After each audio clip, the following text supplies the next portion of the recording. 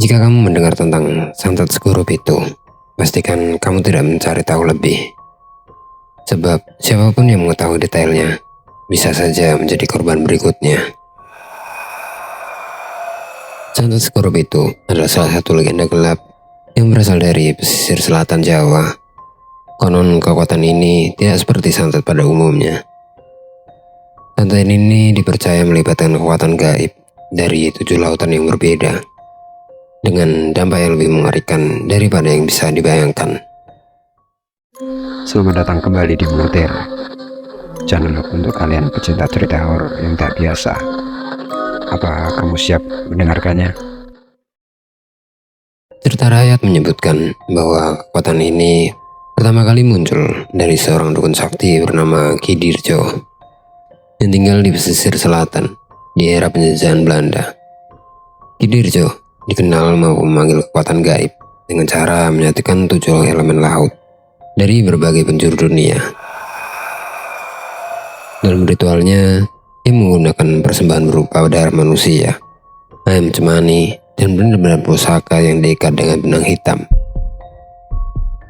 Santet ini, meskipun mematikan, membawa risiko besar bagi siapa saja yang memanggilnya. Sebab kekuatannya tidak hanya menghancurkan musuh, tetapi juga dapat berbalik menyerang pemiliknya jika ada satu saja syarat yang tidak dipenuhi.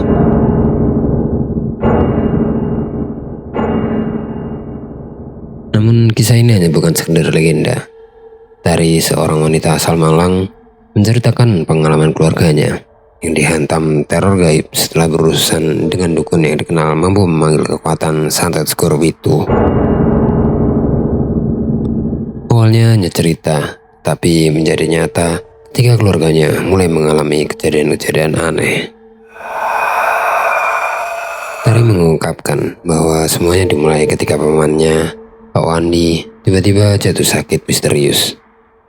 Pak Wandi yang sebelumnya adalah seorang pedagang sukses di pasar, mendadak sering mengalami mimpi buruk. Dalam mimpinya, ia selalu melihat bayangan laut yang bergelombang dengan suara tangisan perempuan. Anehnya, setiap kali ia bangun, ia menemukan pasir basah di dekat tempat tidurnya.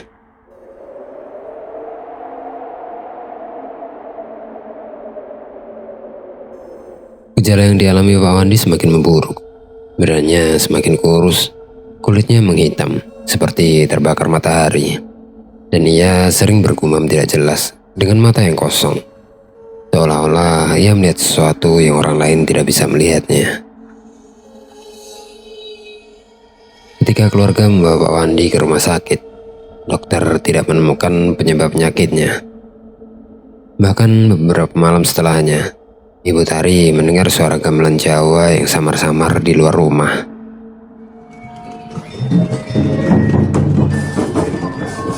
Saat pintu rumah dibuka, tak ada siapapun. Hanya ada 7 jejak kaki basah yang menuju kamar Pak Wandi. Ketakutan keluarga memuncak ketika adik Tari yang berusia 10 tahun ditemukan pingsan di halaman belakang rumah.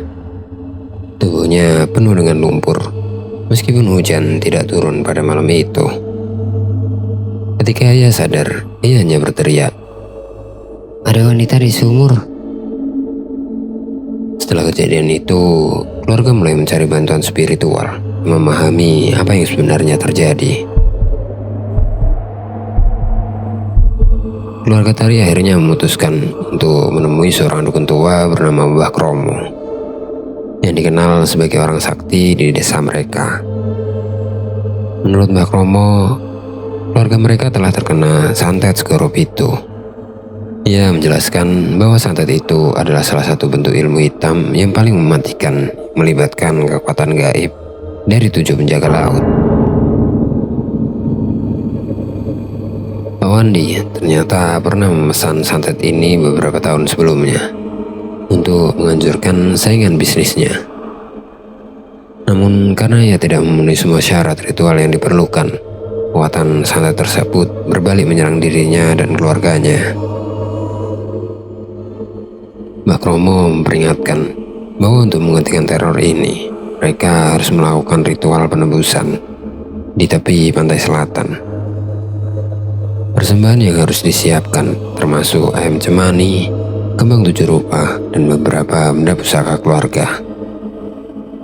Ritual ini dilakukan sebelum matahari terbit karena kekuatan gaib akan semakin kuat setelah fajar. Tari menceritakan bahwa keluarganya mulai dihantui oleh hal-hal yang tidak masuk akal. Ia sendiri pernah mengalami kejadian mencekam ketika sedang tidur. Malam itu ia terbangun karena mendengar suara langkah kaki basah di lorong rumah. Ketika ia mencoba mengintip dari celah pintu kamarnya, ia melihat bayangan seorang wanita dengan rambut yang panjang, basah kuyup, berdiri membelakanginya. Wanita itu mengeluarkan suara tangisan sebelum akhirnya menghilang seperti kabut. Setelah kejadian itu, Tari tidak pernah tidur sendirian lagi. Puncak dari teror ini terjadi saat ritual penembusan berlangsung di pantai selatan. Mbah Kromo memimpin ritual dengan ditemani keluarga Tari. Mereka tiba di pantai sebelum subuh dengan membawa semua persembahan yang telah disiapkan. Angin malam terasa menusuk ke tulang dan suara ombak terdengar seperti bisikan marah yang menggema. Ketika ritual dimulai, suasana semakin mencekam.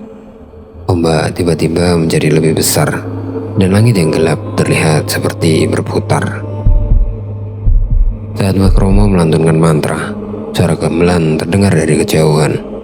Semakin lama terasa semakin keras. Tari melihat bayangan 7 sosok yang muncul dari ombak, seperti siluet manusia dengan mata bercahaya merah. Salah satu dari mereka, sosok wanita yang pernah ia lihat di kamarnya, menatap langsung ke arah Tari. Tari merasa tubuhnya kaku, dan ia mulai kehilangan kesadaran. Sebelum Tari pingsan, ia mendengar Mbah Kromo berteriak, "Lempar persembahannya sekarang juga." Keluarga Tari segera melempar semua persembahan ke laut. Ombak besar tiba-tiba menggulung dan suasana menjadi hening. Tari terbangun beberapa menit kemudian dan melihat bahwa langit sudah mulai terang. Mbah Kromo mengatakan bahwa ritual ini telah berhasil, tapi peringatan tetap ada. Mereka tidak boleh menceritakan detail tentang kejadian ini kepada siapapun. Pengalaman ini meninggalkan trauma mendalam bagi Tari dan keluarganya. Ia mengatakan bahwa meskipun teror ini telah berhenti, mereka tidak pernah bisa melupakan rasa takut yang melumpuhkan mereka selama berbulan-bulan. Tari mengingatkan, siapapun yang mendengar tentang santet Segoro Pitu, jangan pernah mencoba mendekatinya. Sebab kekuatan ini tidak hanya menghancurkan target, tapi juga bisa menghancurkan hidup orang yang memanggilnya.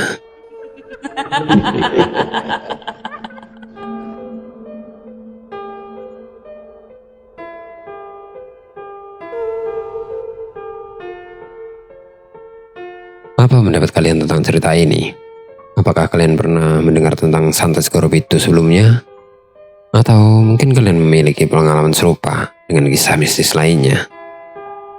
Ceritakan di kolom komentar. Jangan lupa untuk menonton video kami yang lainnya, karena masih banyak cerita menyeramkan yang menunggu untuk kalian dengarkan. Sampai jumpa di cerita selanjutnya.